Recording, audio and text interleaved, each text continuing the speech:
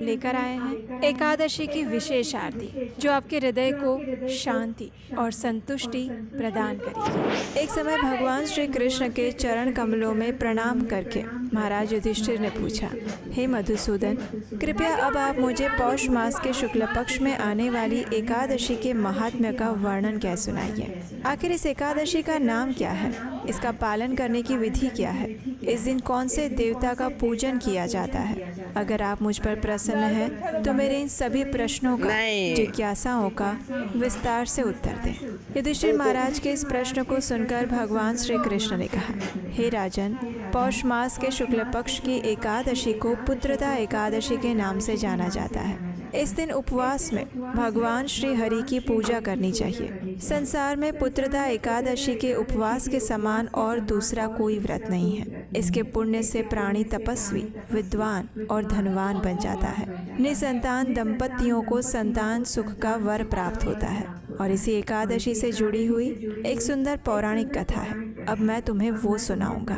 ध्यान से श्रद्धा पूर्वक उसका श्रवण करो। प्राचीन काल में भद्रावती नगरी में सुकेतुमान नामक एक राजा राज्य करते थे। राजा अत्यंत धार्मिक, दयालु, सशक्त, वीर और हर प्रकार के श्रेष्ठ सद्गुणों से युक्त थे। उनके जीवन में एक ही दुख था और वो था कि वे निसंतान थे। उनकी कोई संतान नहीं थी। उनकी पत्नी का नाम शैव्या था। उन पुत्रहीन राजा के मन में इस बात की सदैव चिंता रहा करती थी कि उनके जाने के बाद उन्हें और उनके पूर्वजों को पिंडदान करने के लिए कोई नहीं रह जाएगा। यही सोचकर उनके पितृगण भी व्यथित होकर पिंड लेते थे कि सुकेतुमान के बाद हमें कौन पिंड देगा। इधर राजा भी बंधु बांधव, राज्य, हाथी, घोड़ा इन सभी से भी प्रसन्न नहीं रहा करते थे।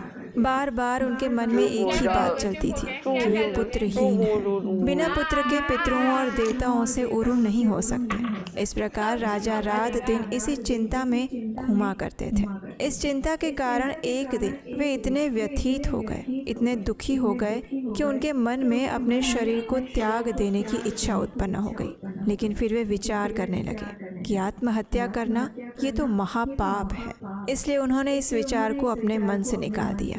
लेकिन एक दिन इसी प्रकार विचारों में लीन रहकर किसी को बिना बताए चुपचाप राजा अश्व पर सवार होकर वन में चले गए। अश्व पर सवार राजा वन और पक्षियों और वृक्षों को देखते देखते उस घने जंगल के अंदर चले गए। उन्होंने वन में देखा कि मृग, बाघ, सिंह, बंदर आदि विचरण कर रहे हैं। हाथी शिशुओं और हथिनियों के बीच में विचरण कर रहा है। उस वन में राजा ने देखा कि कहीं सियार कर्कश शब्द निकाल रहे हैं और कहीं मयूर अपने परिवार के साथ नृत्य कर रहे हैं। वन के इन सुंदर दृश्यों को देखकर राजा और अधिक व्यथित हो गए कि इन सभी प्राणियों और पंछियों के भी परिवार हैं, पुत्र पौत्र आदि हैं, लेकिन मुझे ही कोई भी संतान आखिर क्यों प्राप्त नहीं हुई। इस प्रकार सोच विचार करते करते मध्याह्न का समय हो गया।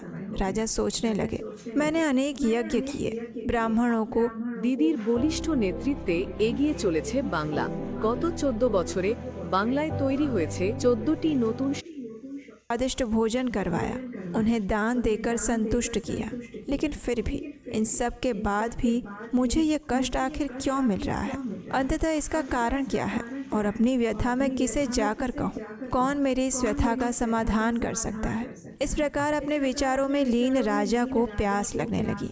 वे जल की खोज में आगे बढ़े। कुछ दूर जाने पर उन्हें एक सरोवर दिखाई दिया। उस सरोवर में सुंदर कमल के पुष्प खिले हुए थे। सारस, हंस, घड़ियाल आदि जल क्रीड़ा में मग्न थे। सरोवर के चारों ओर ऋषियों के आश्रम बने हुए थे। अचानक राजा के दाहिने अंग फड़कने लगे। इसे शुभ शकुन समझकर राजा मन में प्रसन्न होते हुए अश्व से नीचे उतर आए और उन्होंने जाकर देखा तो सरोवर के तट पर कुछ ऋषि विराजमान थे। उन्हें देखते ही राजा ने उन्हें प्रणाम किया। अत्यंत विनम्रता पूर्वक उनके समक्ष जाकर बैठ गए। राजा को देखकर ऋषिवर ने पूछा, हे राजन, जिस प्रकार आपने हमें सम्मान प्रदान किया है उससे हम आपसे अत्यंत प्रसन्न हैं।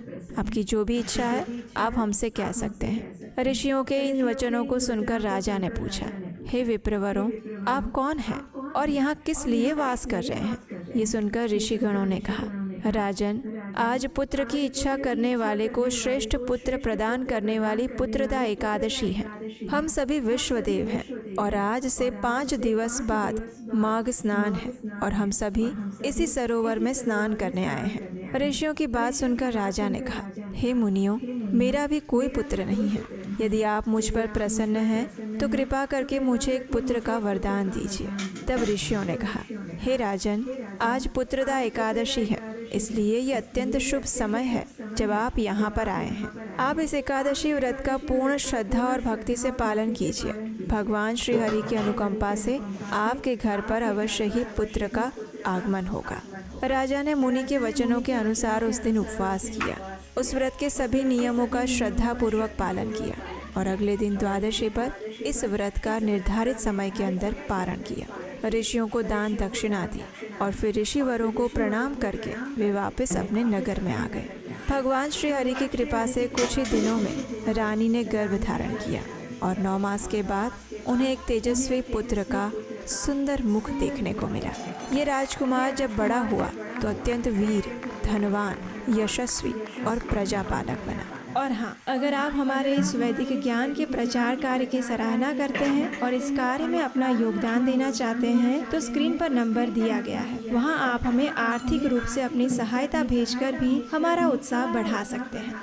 आइए अब हम सुनते हैं एकादशी की आरती, जो आपके मन, मस्तिष्क और हृदय को भगवान श्री हरि के प्रति प्रेम और श्रद्धा से भर देगी।